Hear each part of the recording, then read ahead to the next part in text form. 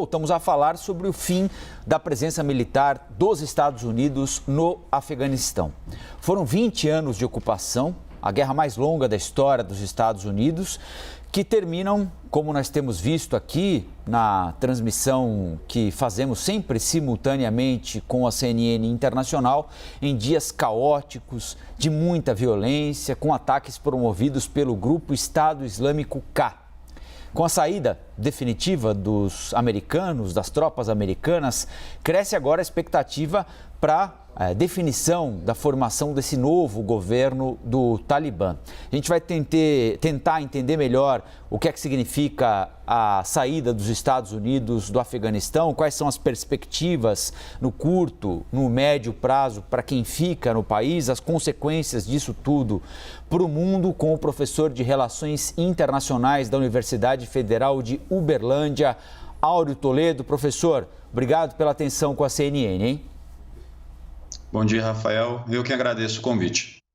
Professor, há 20 anos, os Estados Unidos chegavam ao Afeganistão, entre outras coisas, para remover os talibãs do comando do país. E agora, essa foto aí, aliás, está estampada nas capas dos jornais de todo o mundo, mostra simbolicamente o último soldado americano embarcando numa aeronave militar para deixar o Afeganistão. O governo Biden anunciou que terminou, com algumas horas de antecedência, a retirada completa das tropas americanas do país. Agora começa a fase diplomática. A fase militar terminou, começa a fase diplomática. Os Estados Unidos entraram para tirar o Talibã e saem dizendo que agora tem de estabelecer uma relação diplomática com o Talibã. Foi um fracasso esse período de 20 anos, do ponto de vista do objetivo inicial dos Estados Unidos lá em 2001, professor?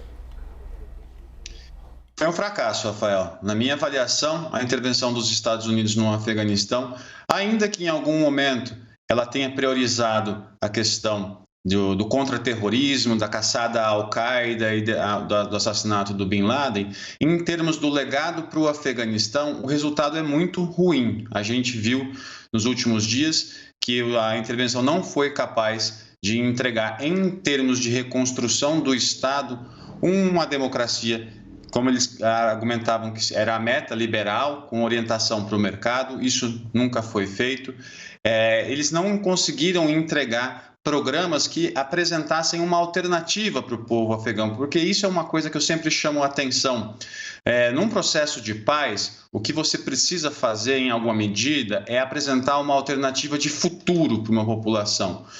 Você está estabelecendo que não é possível que a gente continue se matando aqui e temos que ter uma alternativa para a população. Só que essa alternativa demanda uma série de esforços, dentre eles você desarmar, desmobilizar e também reintegrar parte das antigas milícias ao processo de paz que está sendo construído. E isso, infelizmente, nunca foi feito. O Talibã e uma parte significativa da população que apoiava o Talibã, a etnia Pashtun, foi excluída desde pelo menos 2001 da maior parte do processo político. Então você tem um país que, em boa medida, a despeito de todos esses 20 anos de intervenção, uma parcela significativa não estava lá, não estava podendo participar desse processo. E isso é um ponto importante. Em 2002 e 2003, o Talibã estava tão fragilizado que ele tentou participar dessas negociações políticas, mas ele foi vetado. Houve uma necessidade, o Talibã chegou a querer participar.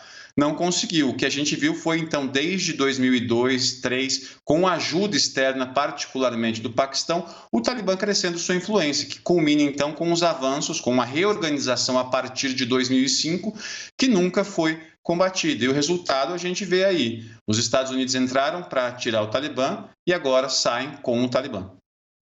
Professor, bom dia. Eu queria falar um pouco sobre o futuro próximo do Afeganistão. Queria trazer aqui um exemplo que pode parecer inadequado, mas eu vou trazer assim mesmo, o senhor me repreenda se eu estiver errada. Recentemente nós tivemos um dos piores capítulos da história da humanidade, que foi o massacre de Ruanda. 800 mil pessoas morreram em 100 dias. Eles foram abandonados por forças externas e houve um silêncio da comunidade internacional.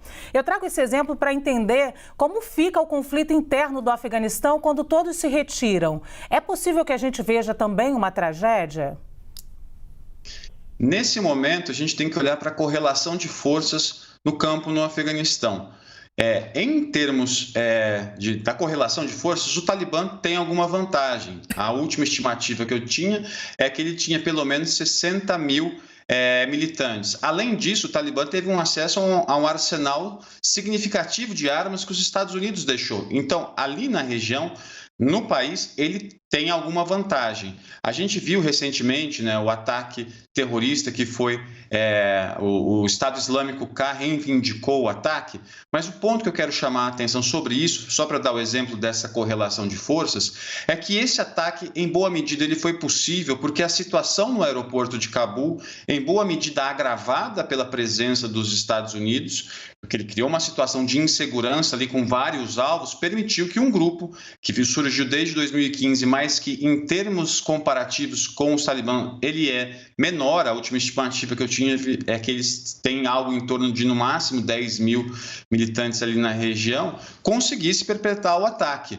Então, nesse momento, o que eu acho é o seguinte, em termos da correlação de forças, o Talibã tem alguma vantagem.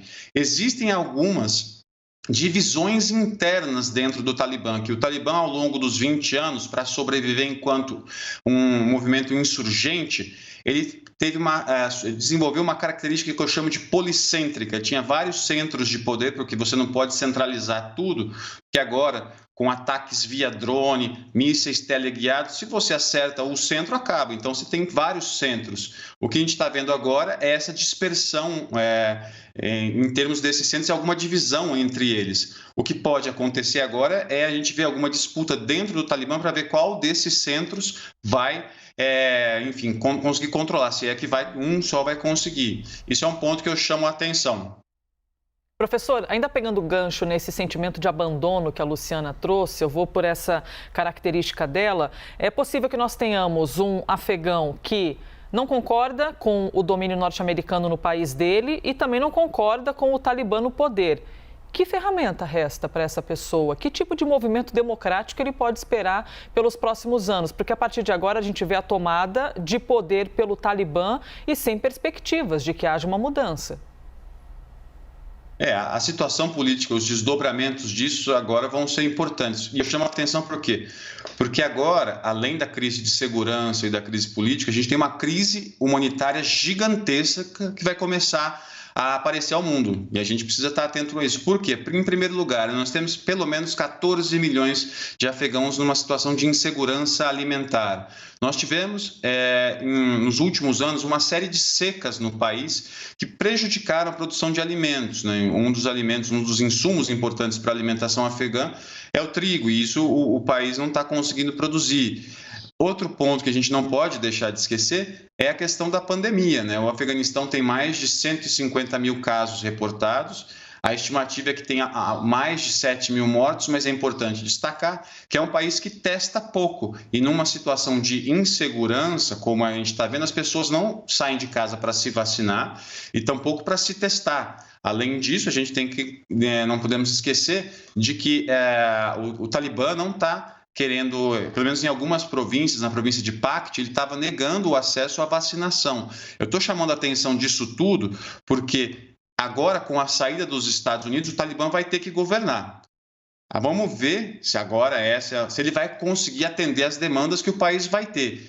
E a grande questão vai ser o seguinte, se vai conseguir prosperar uma alternativa ao Talibã no país. Isso é algo difícil, a gente está vendo que tem uma resistência no Vale do Panjshir se formando, a ver agora a questão se essa resistência vai conseguir disputar com o Talibã a preferência política dos afegãos, se vai conseguir, porque esse é um ponto importante. Em 2002 e 2003, quando o Talibã estava acabado, estava destroçado, as forças dos Estados Unidos internacionais e a própria força afegã, ela fazia o quê? Ela corria atrás de quem tinha dado apoio ao Talibã para prender, para algum tipo de punição. Esse tipo de incômodo à população foi, em boa medida, o que fez pessoas que eram contrárias ao Talibã passarem a apoiar o Talibã, porque o governo não estava respeitando os mínimos direitos dessa população. Então, professor, queria explorar um pouco mais essa questão com o senhor. Nós temos um fato dado, que é a volta do Talibã ao poder e a saída dos militares americanos e aliados do Afeganistão. Então, a partir de amanhã, oficialmente, 1º de setembro, um governo oficializado, implantado pelo Talibã no Afeganistão. As autoridades americanas dizem que a fase militar acabou, 20 anos, que agora inaugura-se a fase diplomática da relação entre os países. O senhor acha possível, em alguma medida, trazer o Talibã para uma mesa de negociação internacional, com a comunidade internacional, para permitir, por exemplo, o atendimento humanitário a partir de todas essas questões a que o senhor se referiu na resposta anterior? É possível tentar abrir diálogo com o Talibã para permitir que seja enviada vacina contra a Covid, máscara, alimento, cobertor, enfim, insumos básicos para a sobrevivência dos afegãos? É uma excelente pergunta, Rafael, e eu chamaria atenção para o começo de 2020, ano passado, quando a gente teve o início da pandemia. Não sei se o ouvinte vai se lembrar, mas em um determinado momento, o secretário-geral da ONU, Antônio Guterres, fez um chamado para um cessar-fogo global para que os conflitos parassem, que corredores humanitários pudessem ser criados para atender a população que não tinha acesso aos insumos básicos para se proteger de uma pandemia. Naquele momento, o Talibã, no início, ele respondeu a esse cessar-fogo global, enfim, ele suspendeu os ataques. Logo depois, enfim, isso foi retomado. Mas eu estou lembrando desse exemplo porque há algum precedente, né, do Talibã abrir para alguma ajuda internacional, né? Mas isso foi agora. No período que eles estiveram entre 96 e 2001, era muito difícil o acesso ao Afeganistão nas regiões controladas pelo Talibã. O que eu imagino que possa acontecer para permitir isso que você está nos chamando a atenção, vai depender muito de como é que os outros países, a comunidade internacional e particularmente países do entorno, e aqui eu chamo a atenção para a China e Rússia, que vão ser parceiros, no meu entendimento, vão ser parceiros preferenciais de um futuro governo talibã, porque esses países têm interesse, a China tem interesses econômicos no Afeganistão, ela tem um grande projeto, o projeto Cinturão e Rota, e o Afeganistão cumpre um papel nesse projeto. A Rússia está interessada na situação da sua fronteira norte. Então, esses países, eles podem, em alguma medida, começar a fazer algum tipo de tratativa para ajudar a aplacar essa crise humanitária que está se desenhando. Se isso vai ser fácil ou difícil, vai depender muito das negociações, porque um ponto é necessário ser dito aqui: o Talibã vai precisar do reconhecimento internacional. O reconhecimento internacional não apenas no sentido formal do termo, do reconhecimento dos países, mas o reconhecimento formal é importante porque é ele que vai permitir a abertura de portas para que o país receba investimentos, para que, enfim, que ele consiga se sustentar. Uma coisa é o Talibã ser sido durante 20 anos um grupo insurgente. Outra coisa agora vai ser o Talibã no governo, querendo desenvolver capacidade governativa, querendo fazer política pública. Então, essa situação pode ajudar, enfim, que a comunidade internacional tenha alguma influência para permitir que essa população seja atendida, ainda mais numa situação em que as reservas internacionais do Talibã, do governo do Afeganistão, no caso, a maior parte das reservas internacionais estão nos Estados Unidos, e os Estados Unidos, pelo menos por enquanto, as bloqueou para o Talibã. O FMI também já disse que não vai permitir que o Afeganistão faça saques emergenciais. Então, há uma circunstância, eu finalizo com isso, há uma circunstância que possa permitir negociações diplomáticas com o governo do Talibã. Isso vai agora depender de toda uma concertação política do Talibã com os parceiros internacionais e particularmente os países do entorno regional do Afeganistão. Professor, obrigada pela gentileza da entrevista mais uma vez. Áureo Toledo, professor de Relações Internacionais da Universidade Federal de Uberlândia. Muito bom dia. Bom dia, obrigado.